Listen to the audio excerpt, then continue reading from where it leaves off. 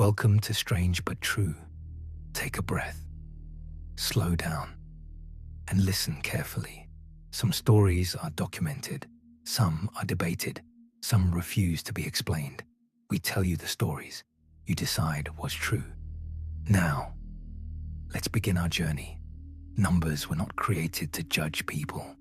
They were created to make the world manageable, to count what could be counted, to measure what could be measured, to reduce something complicated into something that could be carried, compared, and understood without having to re-explain it every time. A number is a compression tool. It takes a messy reality and turns it into a small shape the mind can hold. One number can stand in for distance, another can stand in for weight, another can stand in for speed, and for a long time, that was all it was. A number described something that existed outside of it.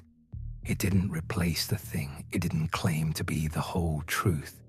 But the moment systems began to scale, numbers changed role. Because numbers travel, a story is hard to pass from person to person without distortion. A conversation takes time. A judgment requires context. A number does not. A number can move through paperwork. It can pass through a database. It can be printed, copied, filed, and scanned. It can survive a change of staff, a change of office, a change of ownership, a change of decade. That is what makes numbers powerful in modern life. Not their accuracy, their portability. And once something is portable, it becomes tempting to use it as a substitute. A number can become a shortcut around explanation. It can stand in for a memory someone no longer has time to hold. It can become a decision that doesn't require conversation. At first, it seems harmless. A ticket number to keep a line moving, a case number to keep records organized, an account number so the system knows which file belongs to which person. These are not sinister, they are practical. But practicality has a hidden effect. The more a system grows, the more it prefers things that are easy to store and compare.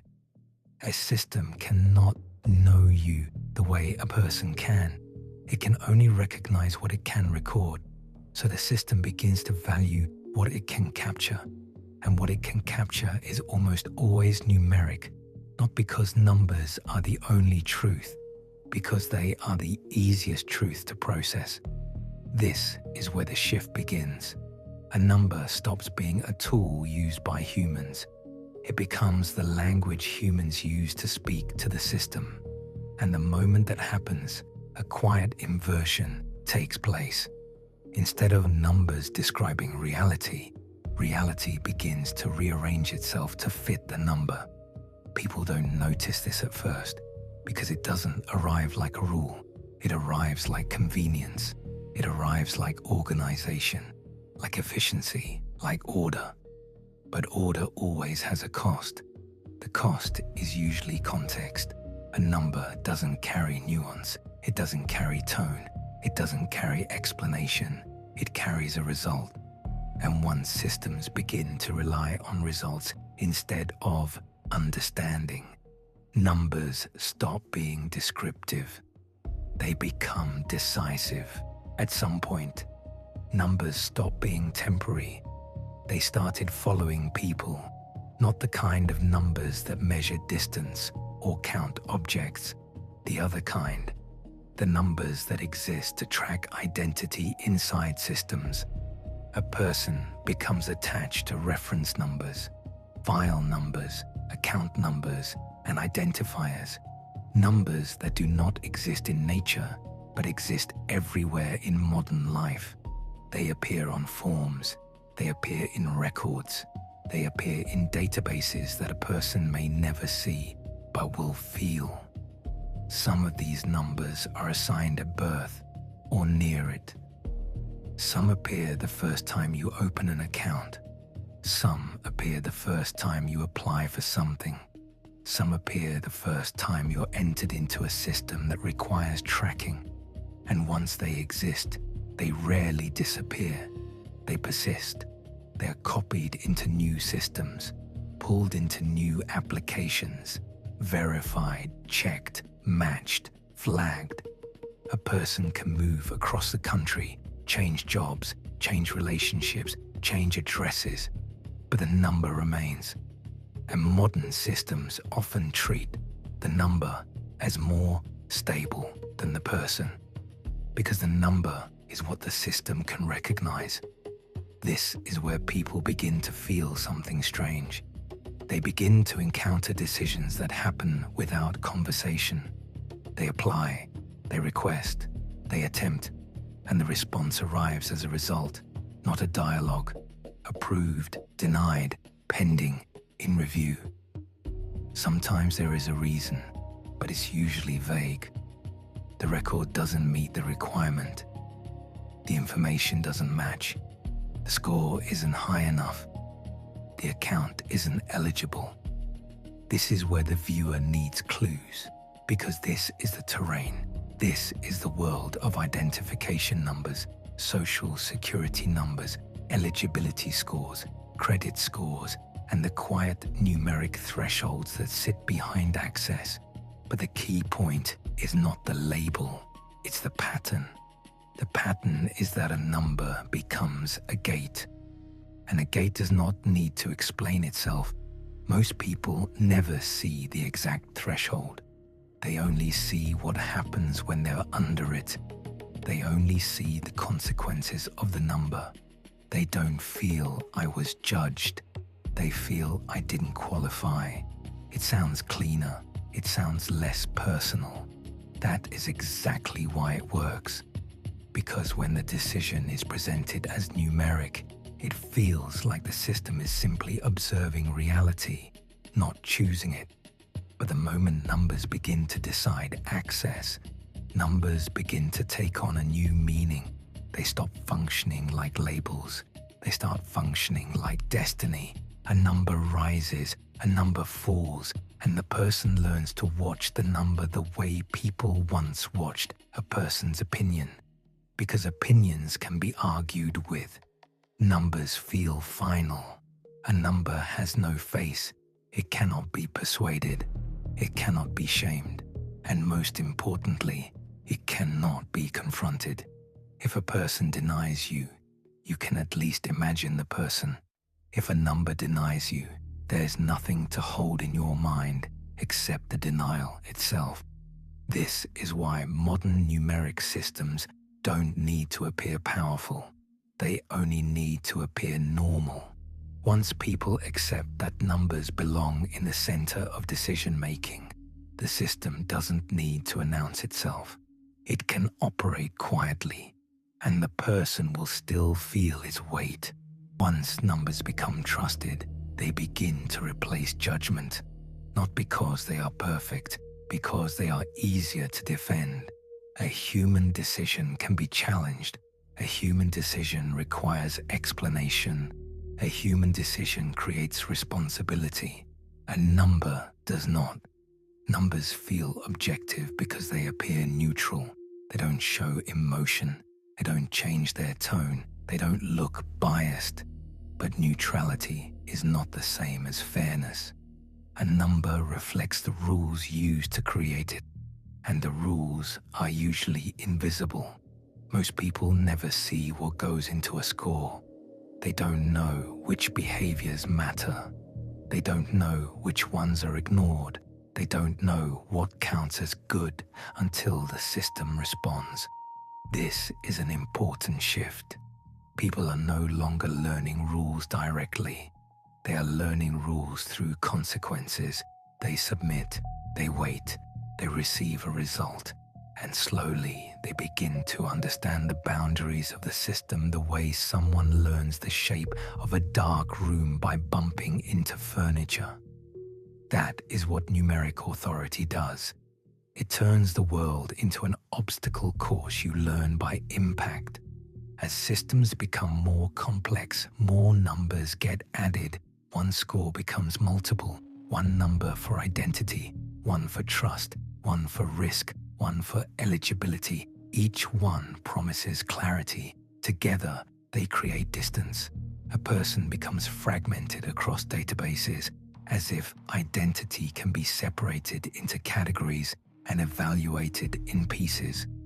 The system doesn't need to understand the person. It only needs to compare the numbers. And when the numbers disagree, the system doesn't become curious. It becomes suspicious. This is where authority hardens, because once numbers are treated as the source of truth, anything that doesn't fit the numbers becomes an error, not a story, an error. And errors don't get empathy, they get correction.